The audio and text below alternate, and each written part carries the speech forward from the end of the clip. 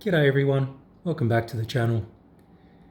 Who remembers this gorgeous lump of Buggy from 1987? The Marui Ninja. This is one I picked up a couple of months ago. Came from the UK, as you might have seen on a previous episode on my very average channel. And did a few little things to spruce it up. Well, it's got a brother. Check this out. This one just came in from Japan, and you're not going to believe when I open this thing up. It's going to blow your minds. Anyway, bit of techno babble. I've become quite obsessed with these things. So let's take the lid off and have a look. Yep, absolutely correct. Brand new in box. With an original instruction manual, original tyres, everything. Only problem is, and you might notice, this one came from Japan, so they had to remove the oil and the greases, so I didn't get any of that. But the body's untouched. The tyres are absolutely brand new and they're in fantastic condition. Like, I cannot believe it. Like I said, someone's already been in here, so it's been lifted off and opened up. I've just gone through the kit myself to make sure everything's still there, and it looks like everything's still there. So let's open up and have a look. As you can see, like, it's all still there. It's all brand new. I never thought I'd come across one of these. Like, oh my god, how cool is this? A few of the parts trees there. That's your servo saver and bearings over here, and your shock parts, your driver figure. Oh my god. How rare is this, eh? A genuine, brand new battery tray. Gonna be careful with that. And of course, all the gearbox parts and turnbuckles and suspension arms and all that sort of stuff. But just look at this thing. It's amazing. I can't believe I found one. The wings underneath. Now, let me just get the wheels out of the way. The wheels, like this thing, I never thought I would find one of these brand new. There's the wing, the famous Ninja wing.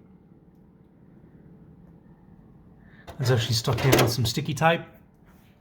Now the decals are right down the bottom, completely untouched. That's amazing. Like, I'm so blown away. I'm so happy. Like, this is incredible. Your 3-step forward, 2-step reverse speed controller. And the tyres, brand new. They're not perished either. Once I open this up, I'm going to do the tyre lettering on it. Well, if I decide to build the thing. I've already got a set of bearings for it. And I've got some vintage Futaba servos for it as well, ball bearing servos.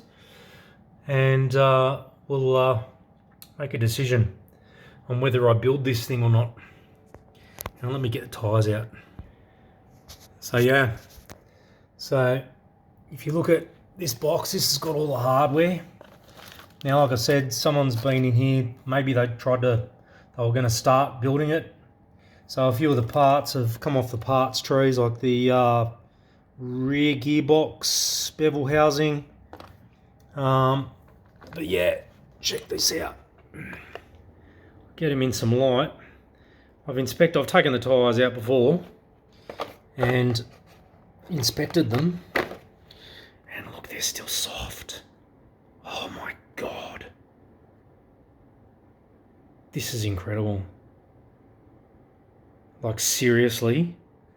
Let's take a rear out. Look, how awesome's that? Yeah, wow.